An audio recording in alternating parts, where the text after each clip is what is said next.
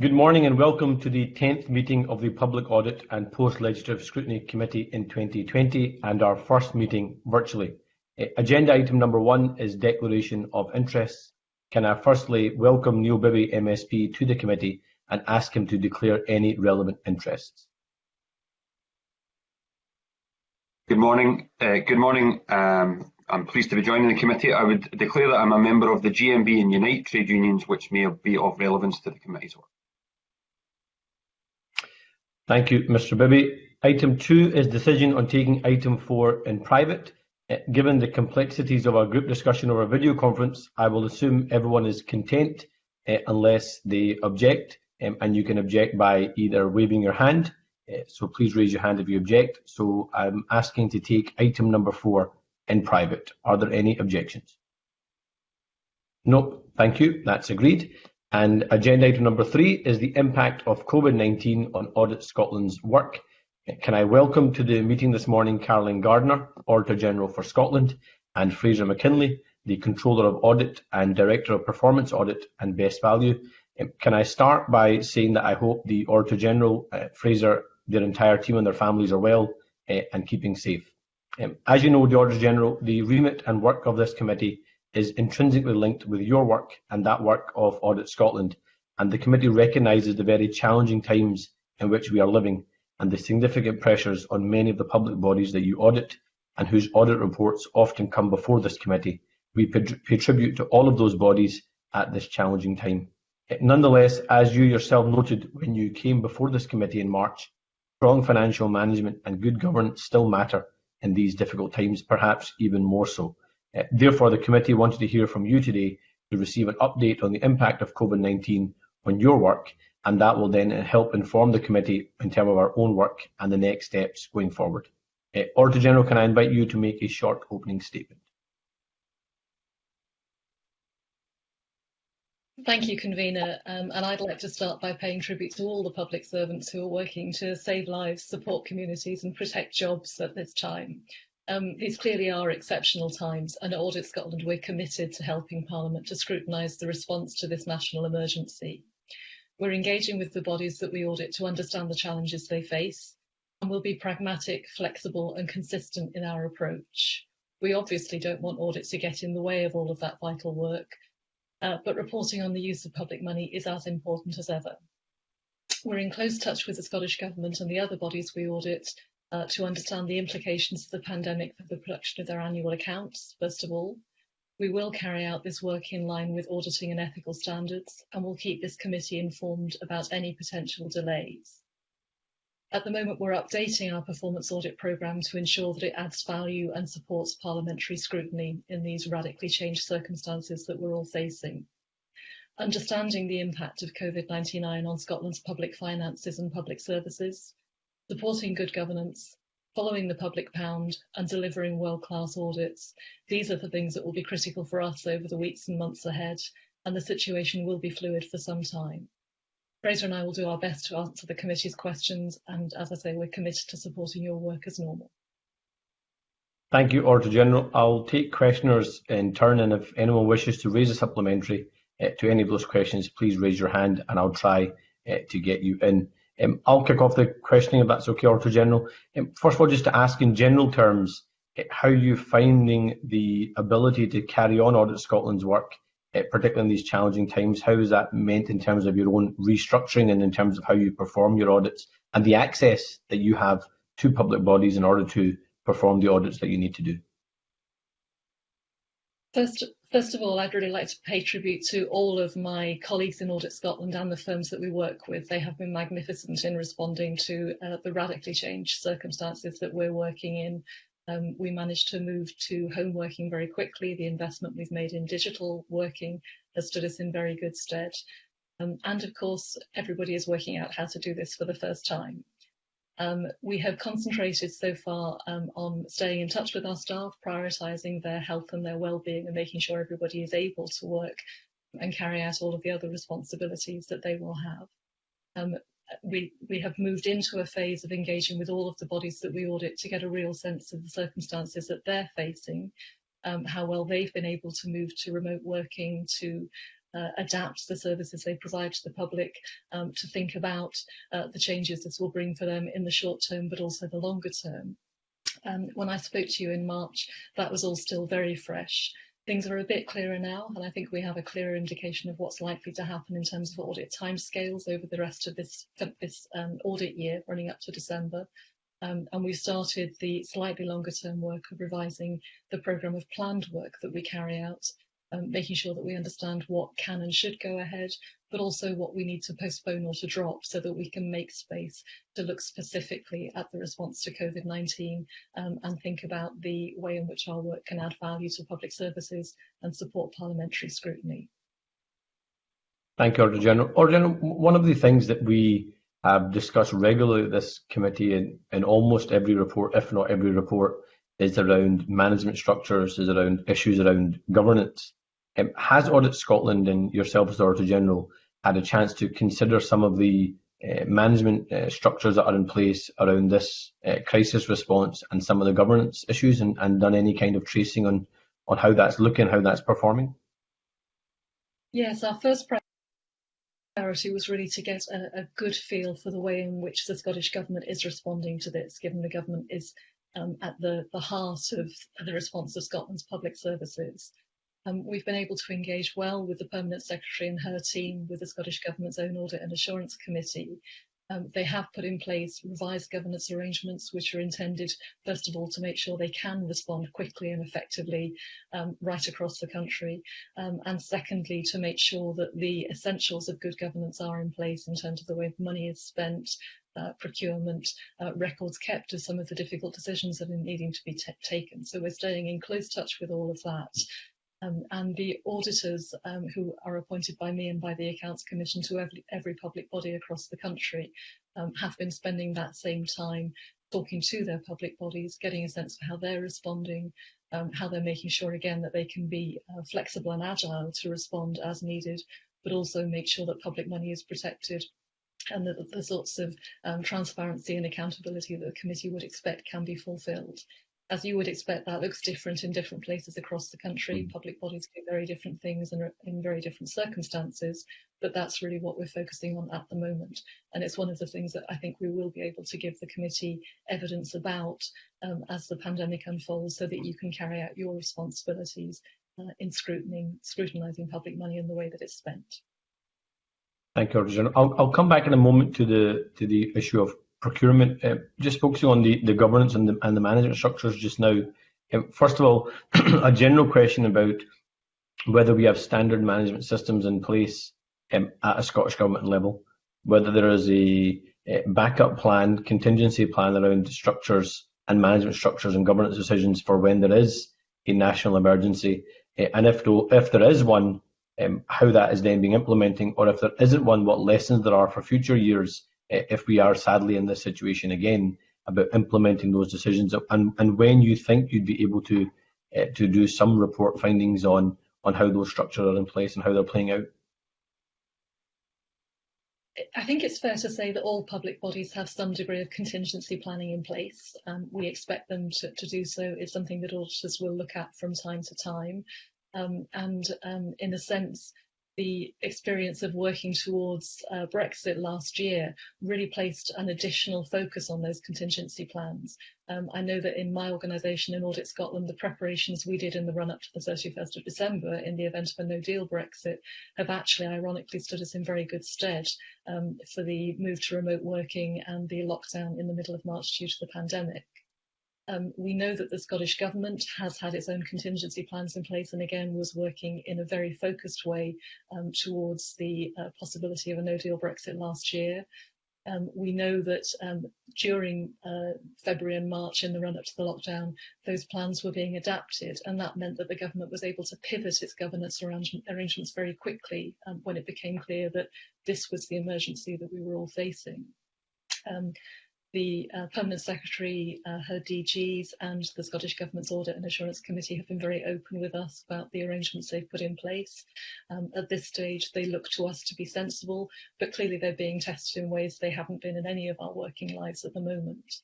The Scottish Government Audit team that I appoint will be looking at the effectiveness of those arrangements, how well they've worked in practice, what, if any, lessons we can learn from it as part of this year's annual audit of the Scottish Government. And I would expect that to be something that my successor as Auditor General, Stephen Boyle, will be reporting on to this committee towards the back end of 2020. We may come on to timescales and deadlines a bit later on in this session, but that work is underway and will be able to be reported to you in the usual way on the back of the annual audit of the Scottish Government and where appropriate other public bodies. Thank you, Auditor General. There are some specific questions around that, but one of my colleagues will pick that up later.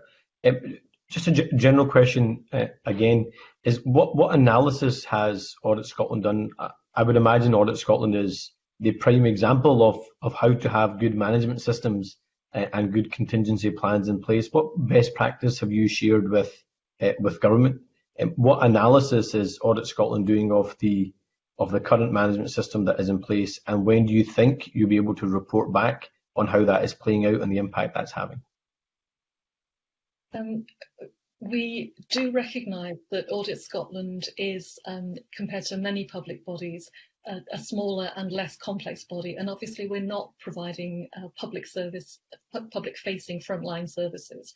I don't want to suggest that the fact that our move to remote working has been smooth sets any sort of expectation for other public bodies. We do recognise that we are not frontline services and are not facing the same challenges that many public bodies are at the moment. Having said that, our auditors are able to ask the questions that I hope will help public bodies themselves to think about their own response, where they may need to focus more attention, or indeed where they may be able to reprioritise people to focus on the things that are most important. It's something that will certainly be part of the work of all of the auditors that I appoint and that the Accounts Commission appoint over this summer period of the annual audit work being completed. And we would expect to be able to report on that in various ways around the end of this year, running up to the end of the year and thereafter. In the usual way, we have the annual audit reports. Where appropriate, there will be the Section 22 reports on individual bodies, and we'll be flexing the overview reports of sectors like the NHS and local government to give you that picture of how it's looking. But we're also, as I say, reshaping our performance audit, our planned work programme of audits. And I'd be surprised if there weren't some strands in that were looking very specifically at the lessons we can learn from the way in which public bodies have pivoted their governance to focus on this national emergency, making sure that they're doing the right things, but also protecting public money and managing the risks that are involved. The timescales will probably be a little bit later than they would be in a normal year, but we're working towards delivering as much as we can by the target dates that have been set out by the government for the 6 to 9 months ahead now. Thank you, Auditor General. I'm struck as always by your modesty when you have a very well-functioning body. So thank you for that. Just want to raise two issues that have come specifically from the COVID emergency and are recurring themes. One, since the start of the outbreak, and the second one, which is just in the last week or so. The issue that keeps coming up is around procurement, around PPE and the distribution of PPE. Is there any audit being done or any engagement being had with the government around procurement processes, the acquiring of PPE, the storage and management of the PPE, distribution of PPE? So that process, that audit process of procure to deliver, has any of that been looked at? Is that something, or if it hasn't, is that something you intend to look at going forward? At the moment, we really are focusing on understanding the wide range of risks that public bodies are facing, and that clearly is a big issue for government, for health boards, for IJBs and for local authorities in relation to social care. As we're looking at the planned work programme that picks up particular themes, that's one of the things we'll be considering. But I do want to stress that with Audit Scotland, we have to focus on where we can add the most value. And it may be that there are others who are better placed to be looking at the clinical response to the pandemic. We'll be making sure that our work is providing the assurance that Parliament needs, but also sticking with our primary focus on good governance, good risk management, and the use of public money. Just to clarify, I don't mean the health benefits or the clinical benefits of the PPE. I'm meaning more in terms of the processes of procuring and distributing that side of it rather than the actual clinical side of it?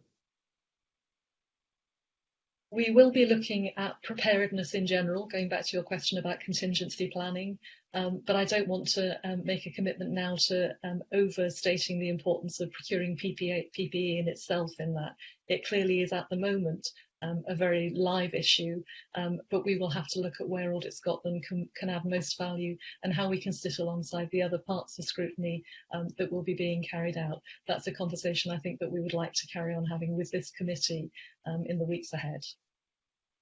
Thank you. And further to that, the issue has been raised this week around council budgets and the transfers of money from UK Treasury to Scottish Government down to local authorities, and some controversy, to put it mildly, around whether councils are being asked to draw down their reserves before they can access additional budgets. Is that something you're looking at or will be looking at in future? I'll bring Fraser McKinley in a moment. As Auditor General, I and Stephen Ball, my successor, will certainly be looking at the way the government has used all of the funding streams that are available to it to support public bodies and businesses and individuals through the pandemic. I think transparency is an important part of that. As always, it's not our job to specify the policy approach that government should take, but instead to make sure that there is transparency and good evidence around that. Fraser, I wonder if you'd like to say a bit more about the council dimension of the overall public service response. Thank you, Caroline. Good morning, Convener. Good morning, members. Yes, we are monitoring that very closely, Convener. As you can imagine, we saw that COSLA leaders were very clear last week about their expectation of what happens to any Barnett consequentials coming through to councils. So we'll be monitoring that very carefully. It's obviously not for us to comment on what should happen to that money, but we do every year produce a local government financial overview report for the Accounts Commission, which sets out all the money that councils get, both from government and indeed through council tax and through fees and charges.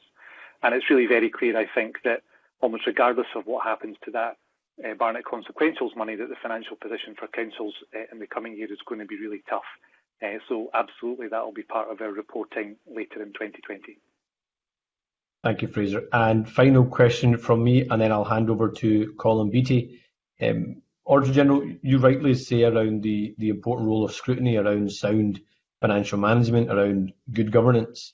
What advice do you have for us as a committee that is obviously rather driven by your own work in terms of the work that we do? What advice do you have for the committee about how we should perform our role while being sensitive to the current situation, how we perform our role in the coming weeks? I think the first thing that we can offer is very clear and continuing engagement with you about when our work is likely to come through. I think it will be a little bit later this year than normal, given the challenges we're all facing, but we're working very hard to make sure that it's not much delayed and that it comes through in a stream that enables you to carry out your role almost as normal in these very abnormal times. On top of that, though, I think the committee may want to consider taking some early assurance about the arrangements that the Scottish Government has put in place. As I say, they've been very open with us about them. We think that so far they have been able to respond very quickly by putting in place arrangements that support ministers, that are aligned with the priority risks that government is having to manage. And I'm sure that there would be a productive conversation there for the committee to gain an understanding of that and to think about the issues that you would want to receive further information and assurance about. And thirdly, we at Audit Scotland would very much welcome the committee's involvement in understanding your priorities as we shape the forward programme of work to think about the sorts of issues that would support your scrutiny, alongside that being carried out by other committees of the Parliament, to make sure that we learn all the lessons from this without getting in the way of the work people are needing to do right now to save lives and manage the economy and people's livelihoods through this crisis. Thank you so much for that. And with that, I'll hand over to Colin Beattie.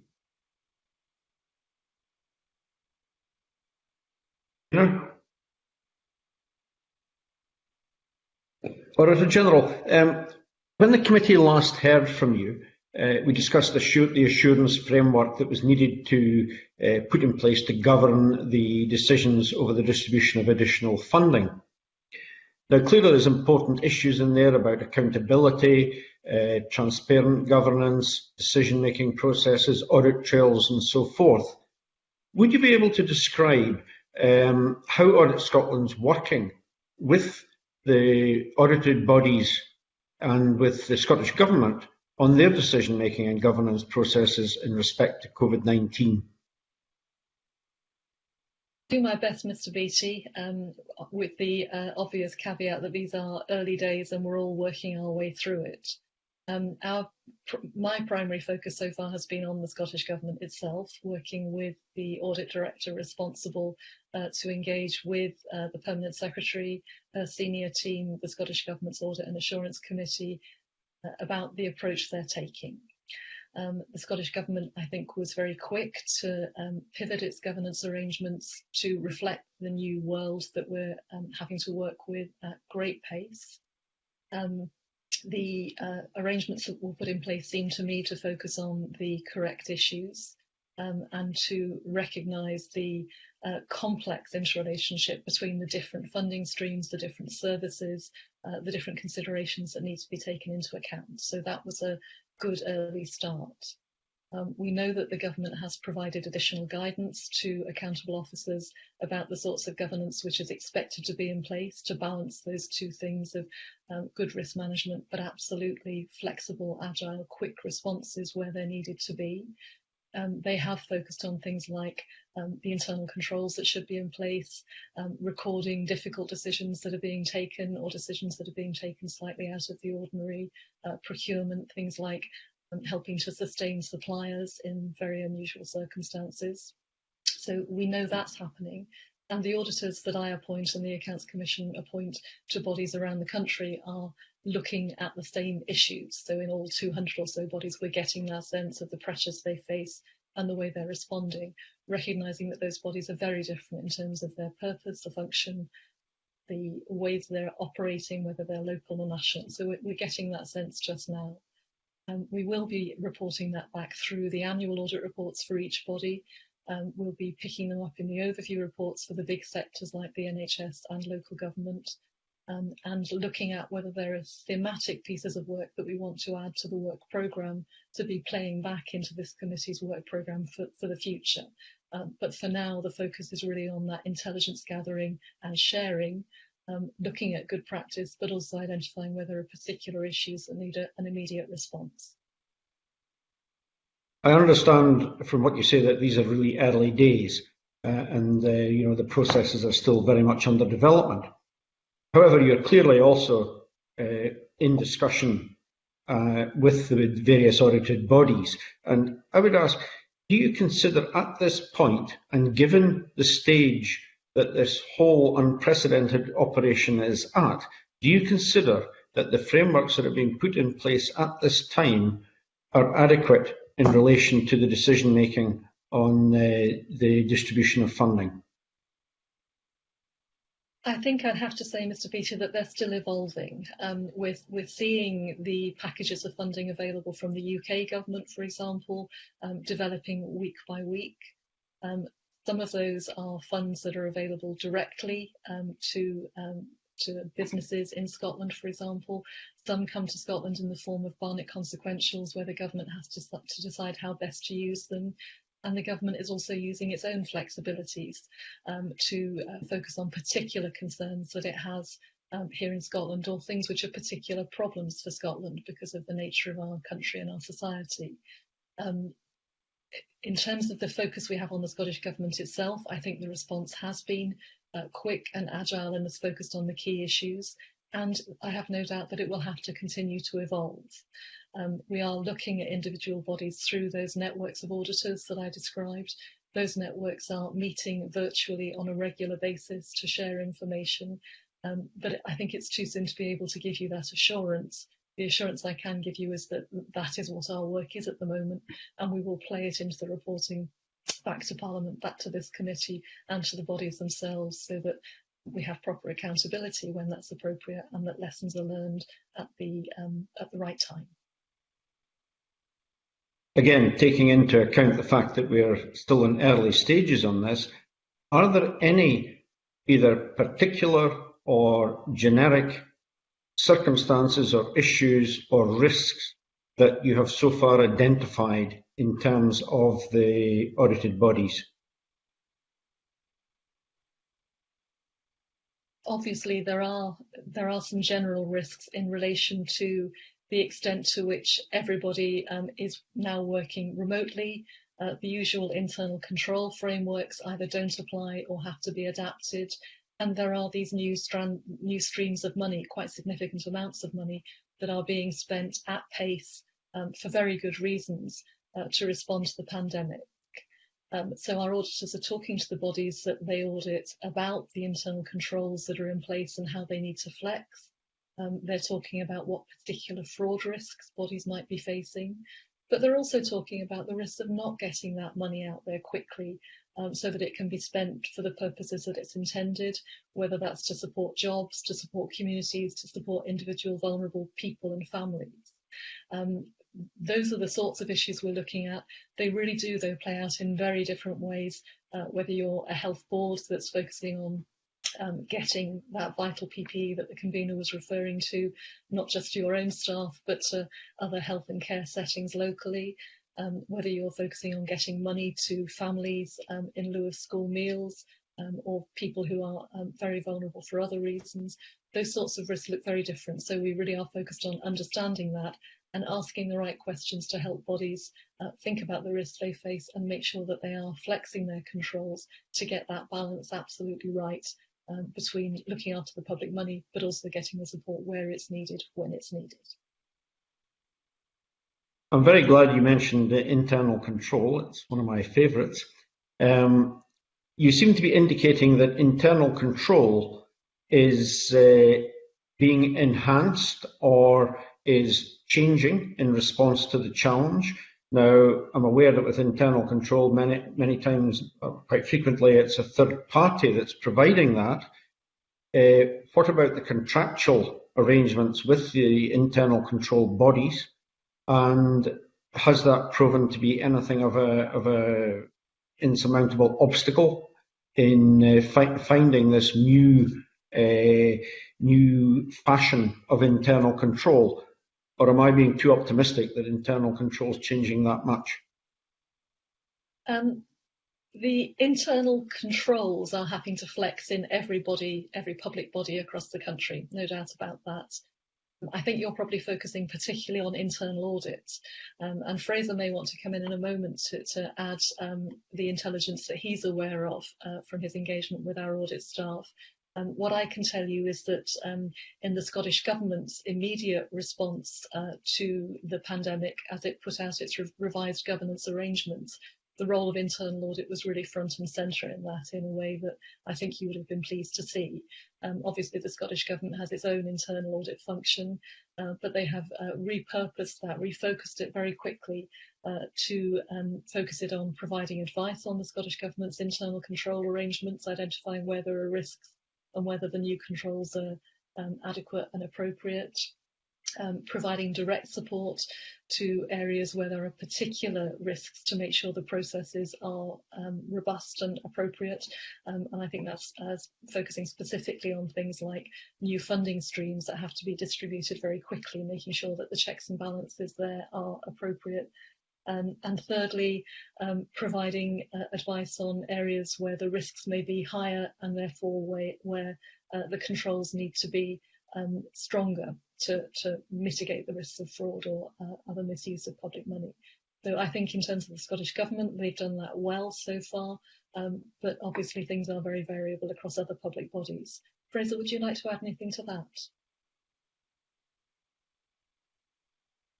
Thank you, Caroline. Yes, just to build on that briefly, Mr. Beattie, I think we would all be, I guess, hopeful that internal audit and internal controls would be front and centre of public bodies' responses to this, and our sense is that it is in the way that Caroline just described in Scottish Government, and I can see that across the public services, whether that's in councils, health boards, colleges and other places. I think what we're seeing is that the internal audit plans that were being discussed at audit committees at the start of this year have obviously needed to be completely revamped, and I think they are all being pretty agile in doing that.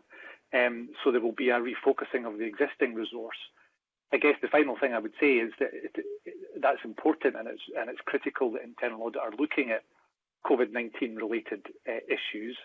I think we would also say, though, that it's really important that we don't take the eye off the ball of some of the basic internal controls that are essential year in, year out. So I guess we're asking internal controls and internal audit functions to continue to focus on some of the basics, as well as some of the new stuff that's come in over the last few months.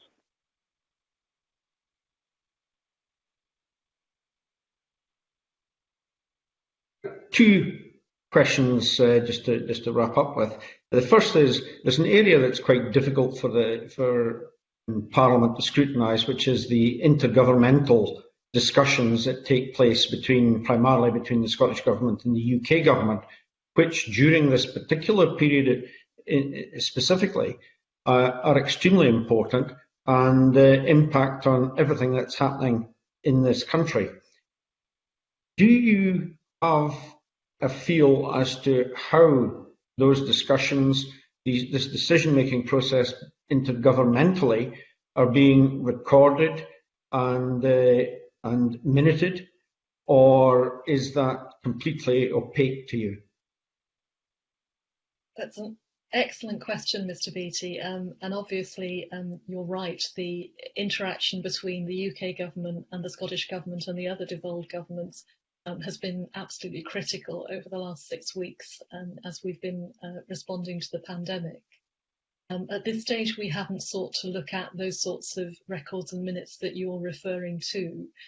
We're focusing on two things. First of all, ourselves making sure that we understand the new funds and in some cases new powers that are flowing to Scotland through the UK Treasury funding and through the coronavirus legislation in both parliaments.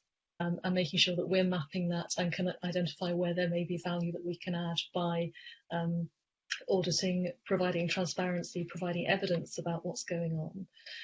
And secondly, we're in very close contact with the other UK audit agencies and particularly the National Audit Office to make sure again that we're sharing intelligence, that we're aligning our work and making best use of the resources that we bring in here.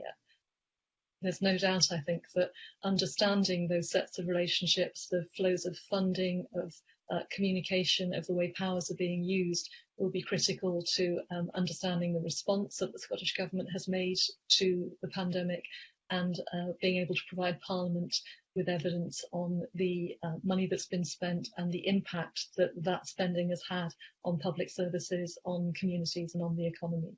So that's very much part of our focus and something we're working on closely with our colleagues across the rest of the UK. There'll obviously also be an impact on the areas where we also work closely or would already work closely with the NAO in terms of taxation and benefits, HMRC and the Department for Work and Pensions. And we're engaging with them closely on what new risks this may throw up and what additional work that we or they or both may need to do to respond to that. Thank you. Just one final question. I hear so frequently about lessons learned, and all too often they're not lessons learned. Given the speed with which decisions are being made at the moment, would you agree that there's bound to be good practice and so on coming out of this? And in terms of the funding packages, how they're handled, how the whole process is put in place. And hopefully we'll never be in this position again. But where is the best place? Is it with Audit Scotland or with the government, or how does it work in terms of the lessons learned, the good practice learned? How do we put that in place? How do we secure that for the future? Very much something we're focusing on at the moment in Audit Scotland. I don't think there's any one place where good practice should be shared from, but obviously sharing it, making sure people are learning from it very quickly at the moment has to be a priority.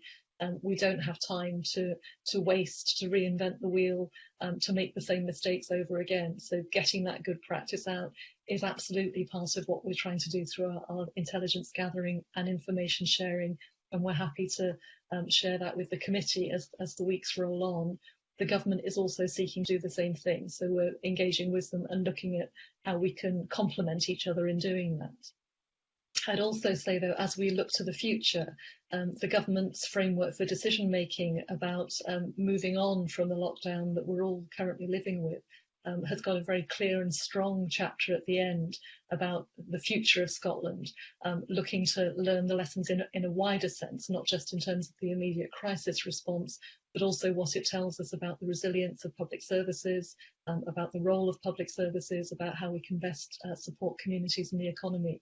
And one of the things we're looking to do as we refresh our work programme is to make sure that the performance audit work in particular is aligned with that, and is really helping to support the government's intentions of learning those bigger lessons that go beyond today's response to what Scotland will look like in future as we emerge from the pandemic. As you say, we hope not to be in this situation again, but we'll certainly face future crises, and we shouldn't lose the opportunity to think about what we are learning about Scotland as a society, as an economy, as we move into that phase, as the government has already set out.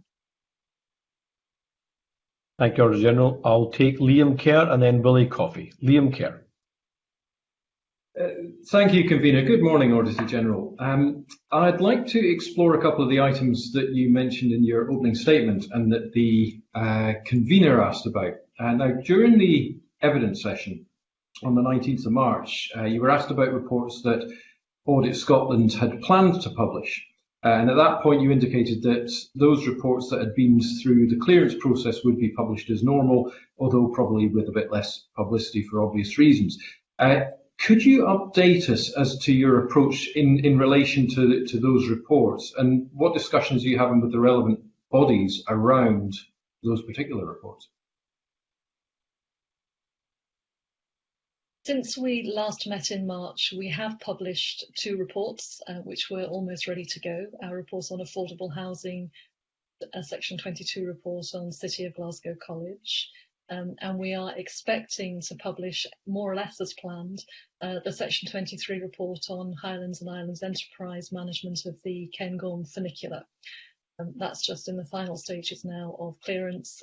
High and the Scottish Government have agreed that they're able to engage with us and that we would all prefer to close that down and publish it. So that's due to be published before the end of this parliamentary session.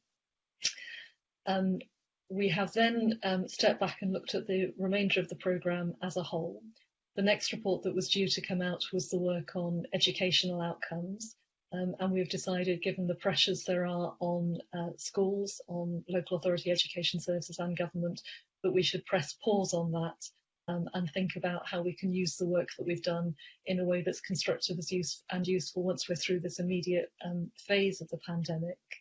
And beyond that, we have put the rest of the programme on hold for the moment while we look very closely at where we can best add value in relation to the immediate response to the pandemic, the impact that it's having on key public services and sectors like the NHS and local government and the economic support bodies. And then thirdly, that area that I referred to a moment ago in response to Mr. Beattie's question about how we need to align longer term about the impact that the pandemic has had on public services and public finances and what value that we can add. That work is still in progress. We will be very happy to talk to the committee about it again over the weeks and months ahead, and we'd be keen to hear your views about it.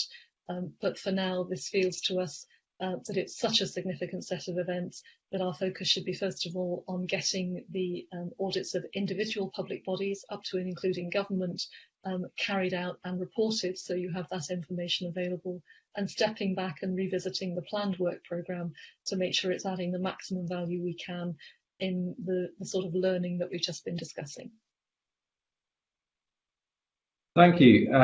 Probably finally from me, Convener, certainly at this stage. Auditor General, you talked there about pressing pause on a particular report.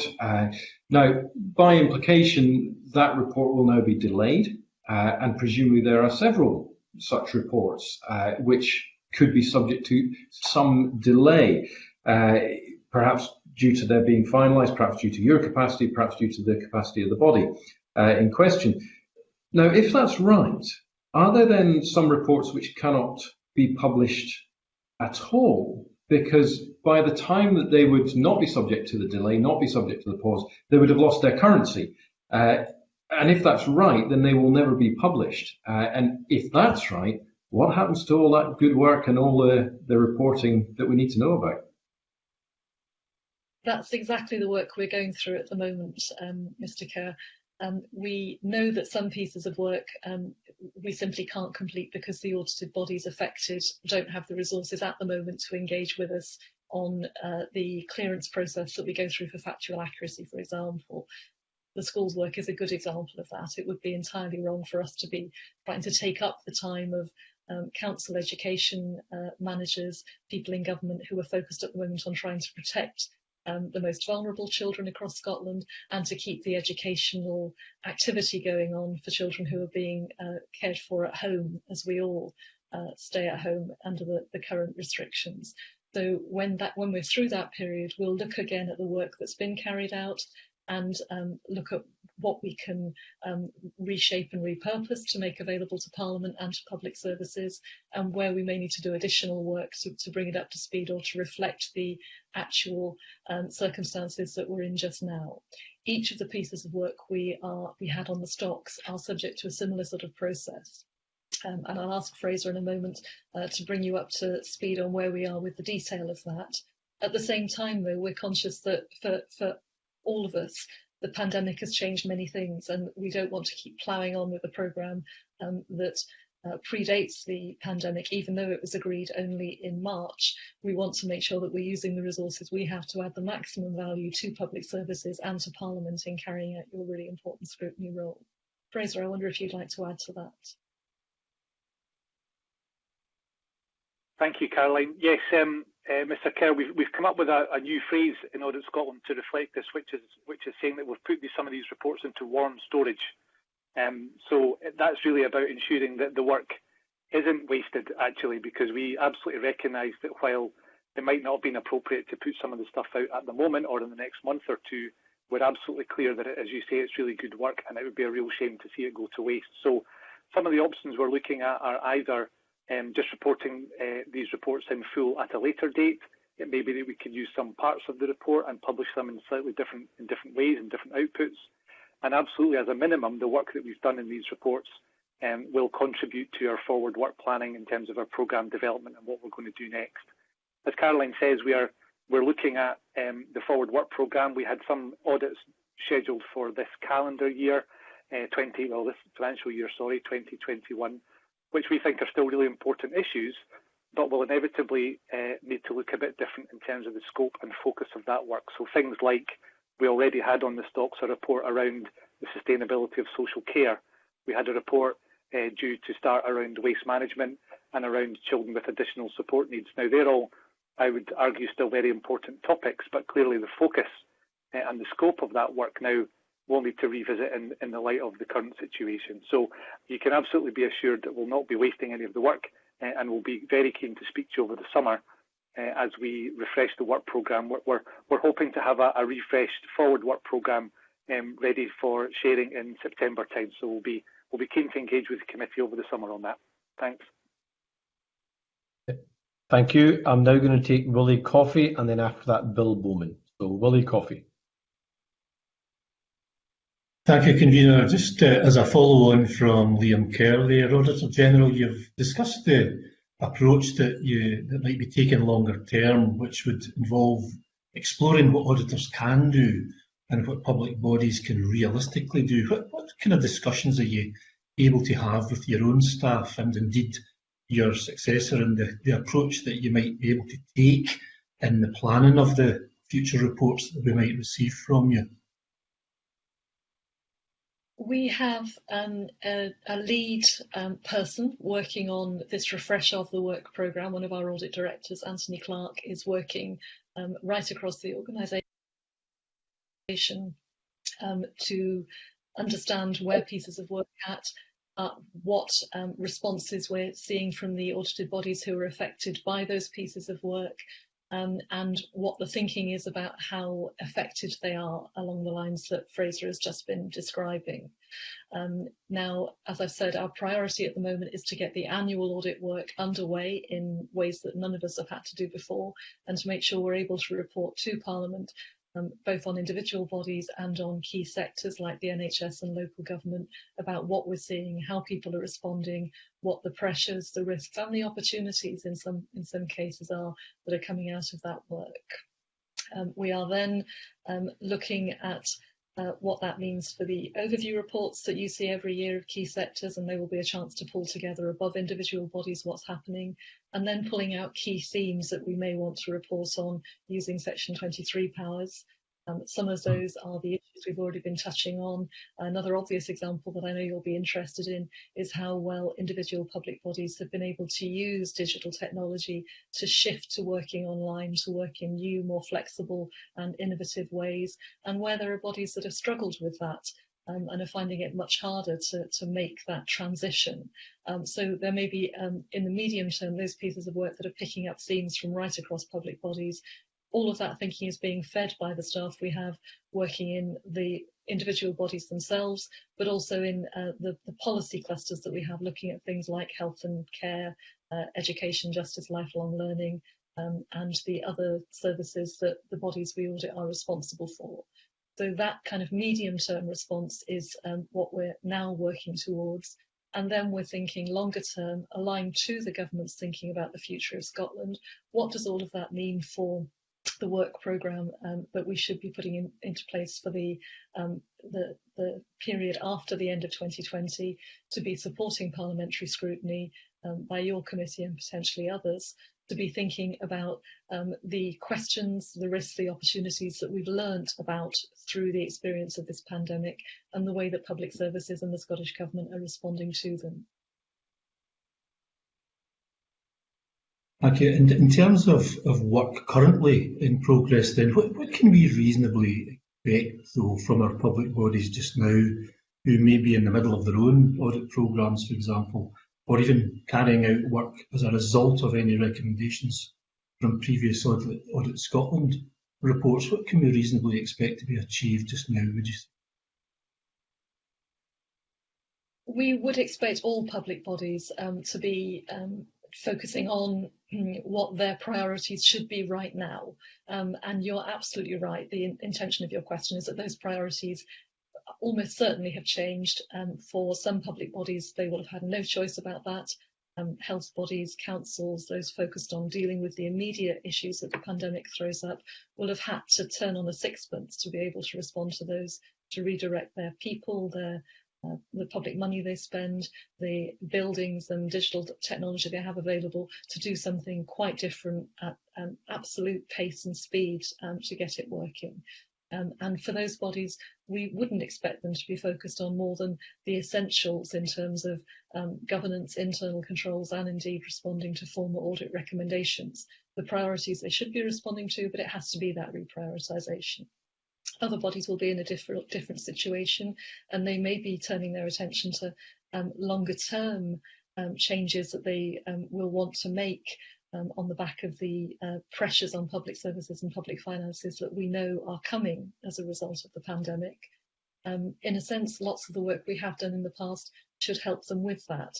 Work on things like planning for outcomes, on using digital well to transform public services, the principles of good governance, all of the work we've done in those areas, I hope is of value to public bodies who are in that phase, but it will take a while for everybody else to be there. Our priority is to make sure we're understanding the circumstances for each body, the response they're making, and how we can best come in behind that, and to make sure that our audit work is happening across the next 6 to 9 months, so that we're able to report to those bodies and to your committee to give you an evidence base to be asking the right questions and following up the issues that are your priorities. Thank you. Finally, final question from me, Convener. Auditor General, are you able to get any sort of progress updates with any of the work that comes under your gaze? I'm thinking of some of the IT development work that the committee is very interested in, where some of that perhaps could probably be done from home using digital technology that you mentioned just a moment ago? That's very much one of the areas that we are focusing on for this medium-term package of work that I've referred to. Immediately, all of us have had no choice but to put as much of our work as possible online. We know that some public bodies have succeeded in that much more rapidly and fully than others. Some bodies are struggling. Anecdotally, we hear that. So what we are doing is gathering information through our audit teams right across the country about how that's going, making sure that we understand it and playing it back to the bodies themselves where we think there is good practice they can learn from. But it's likely to be, I think, one of those medium-term pieces of feedback. I won't put it as formally as a report at this stage, but feedback to your committee that we hope you can use to build on the excellent scrutiny you've done in that area already. That seems to us one of the lessons that we can all learn very quickly. I've been talking for a number of years now about the opportunity cost of not investing in digital services that can be more flexible for members of the public, for users of services. We're now seeing the absolute cost there is of not being able to do that when alternatives aren't possible.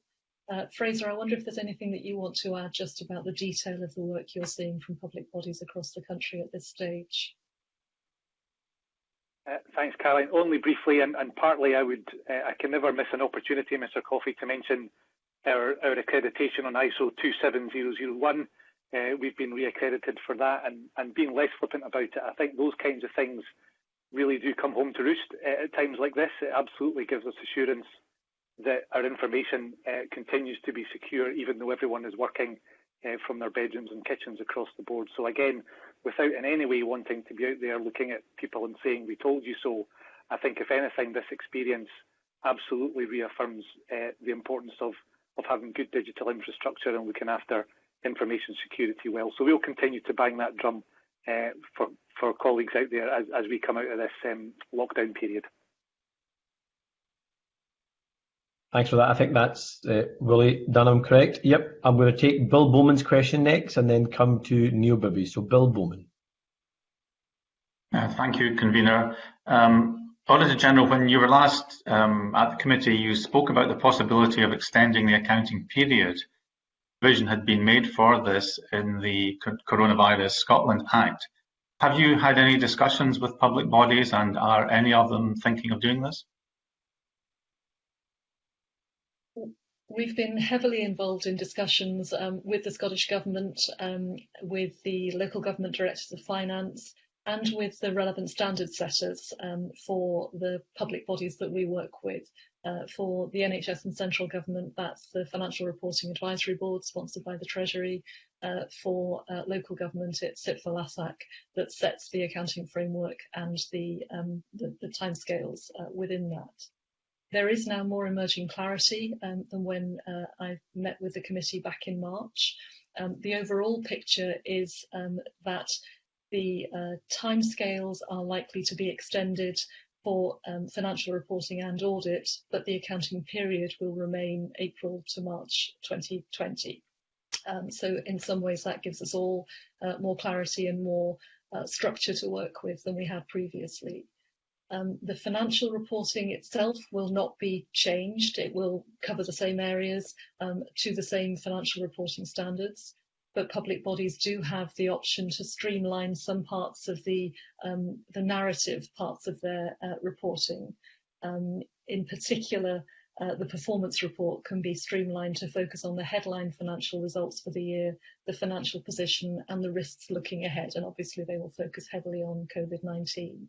There will be some changes to the deadlines for financial reporting and therefore for audit, which are quite small, and I'm happy to elaborate on those if that would be useful, but that's the broad approach that's being developed at the moment. Thank you for that answer. Can I just ask a question then about your audit work? Now, I know some public bodies, for example, in my area in Tayside and Dundee, had problems with governance, accounting errors and fraud in what were considered to be normal times. And comes a crisis, comes the opportunity for perpetrators of fraud and error. So are you having to increase your work because of this? And can you carry out this work remotely or from home to a satisfactory extent? Two questions there, and I'll give an initial answer, and Fraser, I think, may want to come in on the back of that. The first thing to say is that obviously, in the same way that the coronavirus brings new risks to bodies, it also does very little to help with the pre-existing risks that we saw across the country and have reported to your committee previously. Auditors are very aware of that and are looking closely at the impact that the pressures bodies are under, the ways in which they're having to adapt their ways of working are increasing risks, and the measures that are being put in place to mitigate that. That's at the heart of auditors' work, as you know. On the question of what audit work we can do remotely, we're still obviously working our way through it. We're moving into the next phase of that now, as some final accounts are arriving for us to audit, and we know that different public bodies are in very different circumstances. Some at this point are expecting to report on the normal timescales, and so by the end of June, for example, for health boards. Some are expecting to delay by a little bit, and some are expecting to use the full flexibility that is being proposed to extend their reporting deadlines for 3 months. We're having to adapt our own audit plans to reflect the circumstances of individual bodies. Obviously, a shift in one place will mean a knock-on effect elsewhere, and we're having to work with our staff to make sure that we can be as flexible as we can while not putting unreasonable demands on people. We have to protect their well-being as well. And we're, I think, working at the boundaries of what is possible to do remotely. We're heavily reliant on digital. Obviously, the quality of the digital systems that the bodies we audit have in place has an impact there. And we're having to work our way through some of the uncertainties around things like issues that would normally require a physical visit, where there are significant levels of inventory that we would want to verify. And equally importantly, things like significant valuations of assets, where there could well be real material uncertainty in these circumstances, and where we're almost certainly reliant on third parties to provide those valuations. So we're working our way through all of that, doing our best to complete all of our work by the new timescales that are being agreed, but with the caveat we can't guarantee we'll be able to do it. Audit quality has to come first, and we will keep the committee up to date as this unfolds.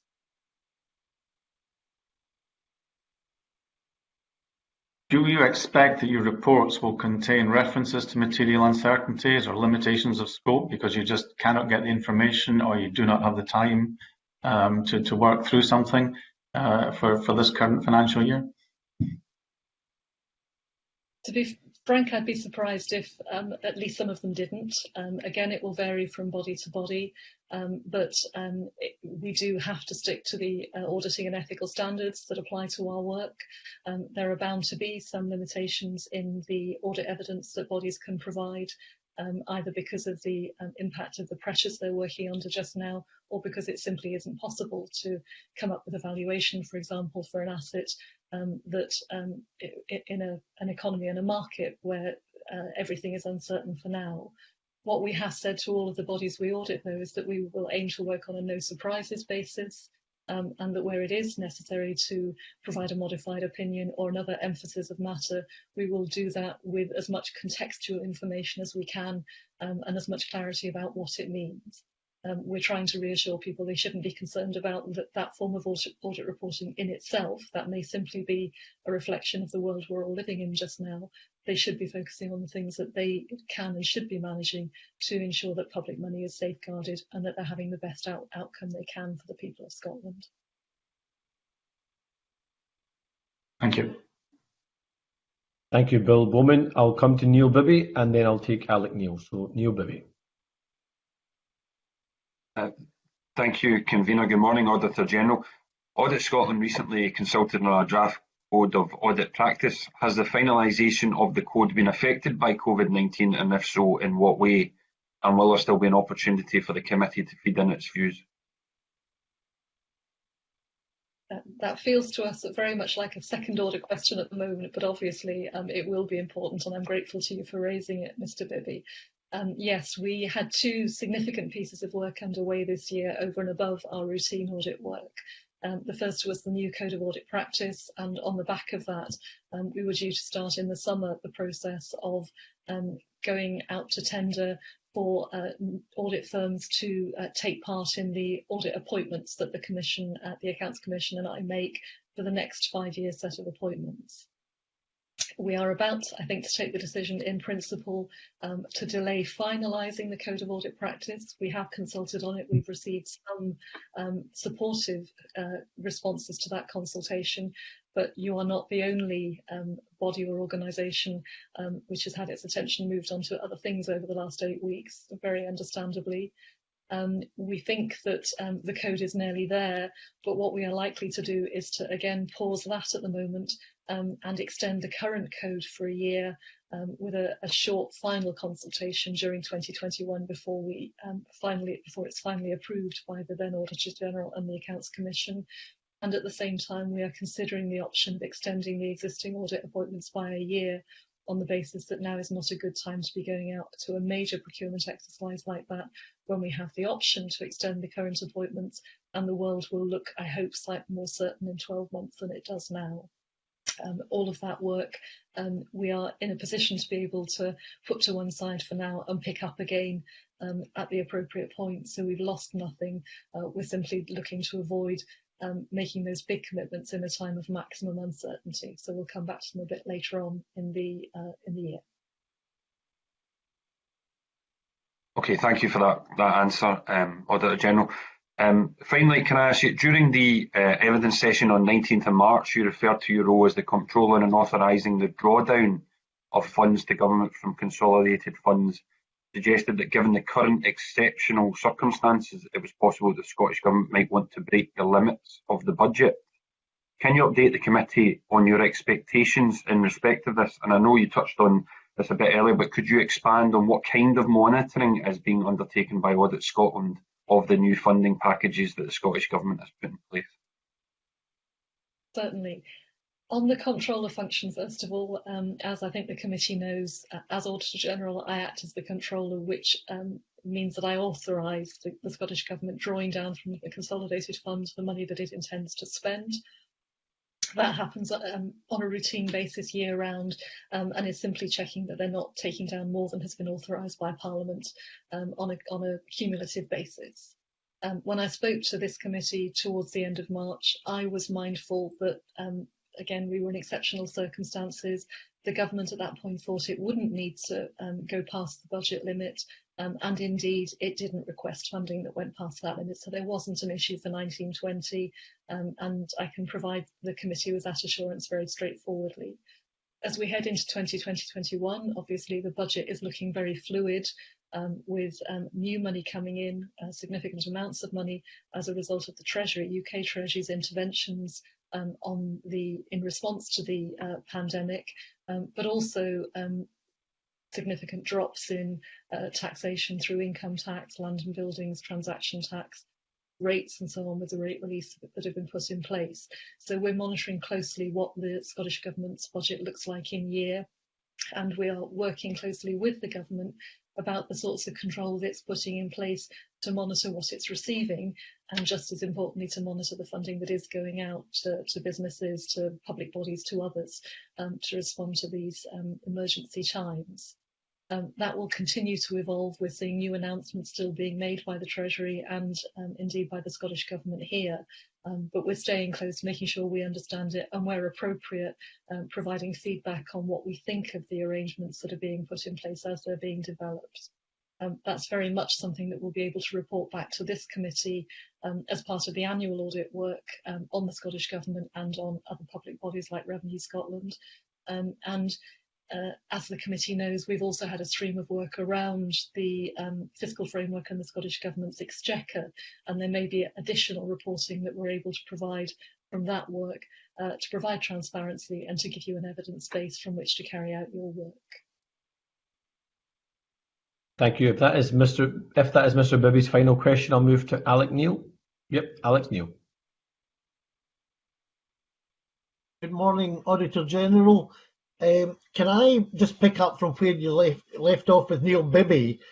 One of the things that would appear that this crisis has done is, I think, called into question the robustness of the fiscal framework. And if you look ahead at the potentially fairly serious implications for the finances of the Scottish Government as the fiscal framework operates at the moment. In the next 2 years, we could be facing a very serious situation indeed. Do you not think there's a case to look at and renegotiate the fiscal framework ended? As you would expect, Mr. Neil, I'll need to be Hello? slightly cautious. As you'd expect, Mr. Neil, I need to be slightly cautious on the broader question there that you're asking. The fiscal framework is due to be reviewed in 2021 anyway, and I think the government had been preparing to work towards that review in normal circumstances. But you're obviously right that the current circumstances are testing that fiscal framework in ways that none of us could have expected in the run-up to the review. We're looking carefully at the way it works, at the flexibilities that are available to government. And as I said to the committee before, actually the flexibilities are quite limited for the Scottish Government, limited borrowing powers for capital and in very limited circumstances for revenue, for smoothing volatility from one year to another. I think it's not controversial at all to say the fiscal framework wasn't designed for the scale of the challenges we're now facing, and any borrowing that's needed to meet the government interventions that are being put forward will have to be carried out at UK government level, not at Scottish government level. The Fraser of Allender Institute, as always, produced some very helpful commentary last week about the potential impacts on the Scottish Government's finances of the fiscal framework. It's not possible to be clear what they will be yet, because the impact will depend not just on what happens in Scotland, but on what happens in Scotland relative to the rest of the United Kingdom, and the different impact on the funding streams and tax streams that we have. So we'll continue to monitor that and look at it. The Fraser of Allender Institute, though, did make the important point with which I would fully agree, that what this really does highlight is the importance of transparency on the part of the Scottish Government about what its finances look like, about how the funding streams are being spent, and about what they're intended to achieve.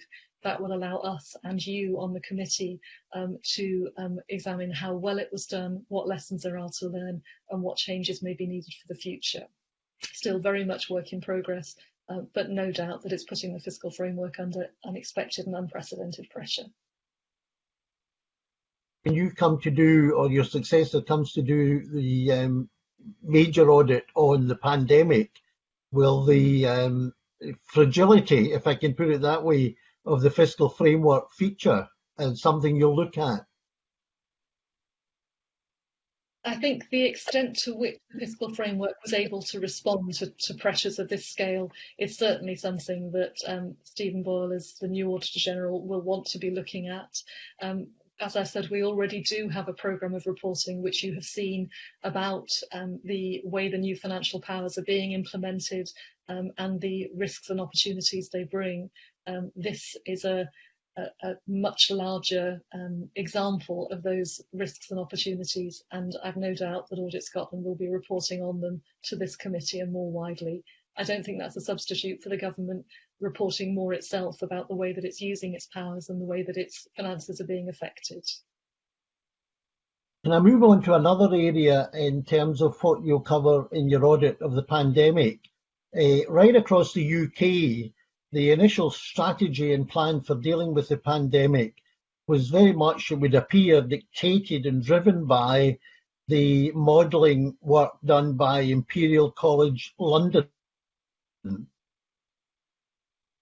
Now that we're 6 or 7 weeks in this country, robust that modelling was and is, not just for the UK indeed, but for other countries as well. And certainly, if you look at the forecasts on deaths, it started off at 500,000 under certain conditions. I think the last forecast was 5,000 deaths at a UK level. We're already nearly at 30,000 deaths and still counting. And if you look at their calculations on the reinfection figure, the so-called R figure, both for the UK and for Sweden, it doesn't appear to be too robust. So can I ask you, will you be looking at the robustness of the modelling, the assumptions made because in terms of lessons learned for the future, the first thing we need to do is to try to get the basic assumptions and the modelling into a better and more accurate position so that we know better what to do and when to do it. That's something you'll be looking at. I think that's a really good example of the sorts of questions that Stephen Boyle as Auditor General and Audit Scotland will need to be considering. I said in response to an earlier question from the convener that we have to focus on where Audit Scotland can best add value. And it's clear that we're not epidemiologists, we're not public health specialists. The longer term work that I referred to is unlikely to be a single audit, but it will be looking at a number of aspects of the Scottish Government's and other public bodies' preparedness and response to the pandemic. I think it's unlikely that it will be challenging the modelling in quite that way, but it may well be looking at the broader contingency planning that was put in place in the way that the convener suggested earlier, and is likely, I think, to be looking at things like the way in which health boards, councils and integration authorities, for example, were able to work together to really understand the range of scenarios that they might be facing and to be thinking about how best to put in place not just the immediate acute care that was required, but also the services for frailer older people and people requiring elective and urgent but non-COVID related healthcare. All of that is the sort of thing we're trying to think about just now, to think about what's important to Parliament, but also where we can add value. We have to stick to that. Looking at the original assumptions on which a lot of the initial policy was based at UK level, which affected all 4 nations of the UK, is clearly an important thing to do. I think it's been striking to me observing this, how much there has been a lot of joint working between the governments of the United Kingdom in ways that feel to me quite different from what we're in the run-up to the UK's withdrawal from the European Union. We will be looking at that from the Scottish Government end and working with our colleagues in the other UK audit agencies to see what we can learn from that and what value we can add in reporting on it.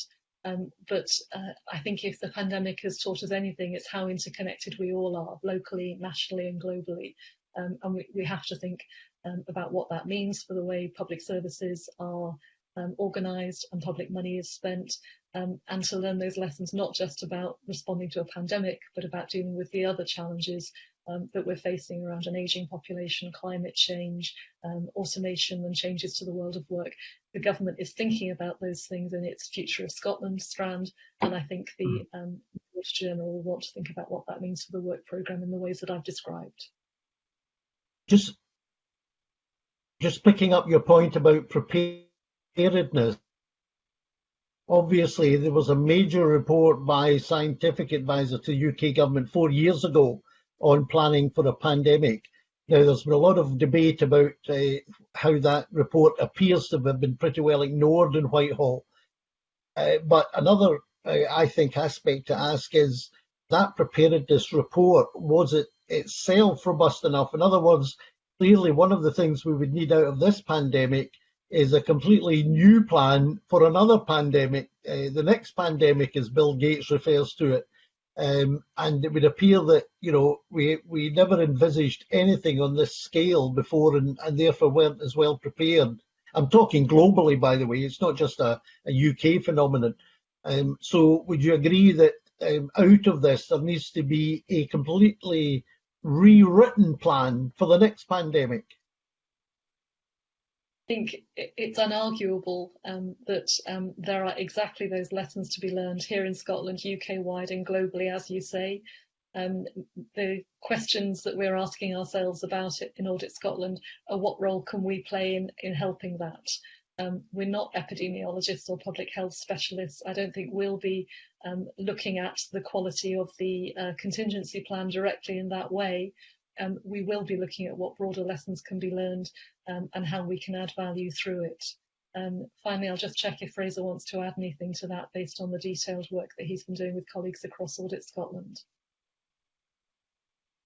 No, just briefly, Caroline, thank you. I think that's the key question for us, Mr. Neil, is whether all the really important questions that you've just been raising there are whether we are best placed to pursue those, and that will obviously be an important discussion for us to have in the context of, I'm sure, lots of other reviews and potentially public inquiries that may well be coming down the road. So we will continue to work very closely with our colleagues in the service inspectorates and education and care and others to make sure that when we all look at the lessons that are to be learned from this whole episode, this pandemic, that we're all doing so in a way that doesn't fall over each other and make sure that we're all bringing our own specialisms and expertise.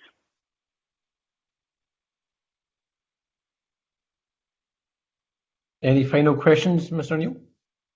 The final one, and this is probably to Fraser rather than to the Auditor General, and it's about the performance of local authorities. My own experience is that, generally speaking, in my area, the local authority, I think, has very much risen to the occasion, with one or two exceptions, but there's very clearly a big division, a big variation in performance between local authorities and indeed within local authorities about how the different aspects of the crisis has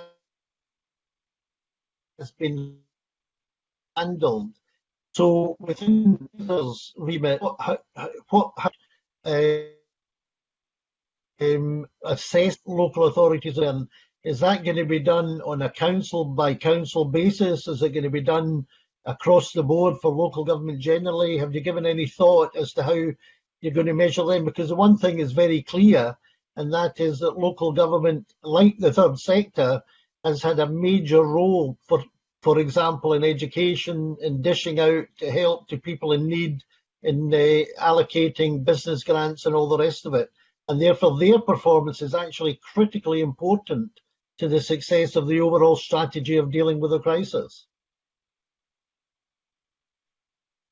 Yeah, thank you, Mr. Neil. It's absolutely vital work that our local authority colleagues do right across the country, as you say. So the short answer to your question is we'll be looking at that both locally and nationally. So as you know, I report a series of best value audit reports on all councils in the land. Similar to the answer I gave earlier on performance audit, we've had to pause that programme for now, but it is now back up and running. I've got a best value report on Argyll and Bute Council going to the Accounts Commission on Thursday. And certainly for the remaining ones, we will absolutely want to include councils' response to the pandemic as part of the scope of that work locally.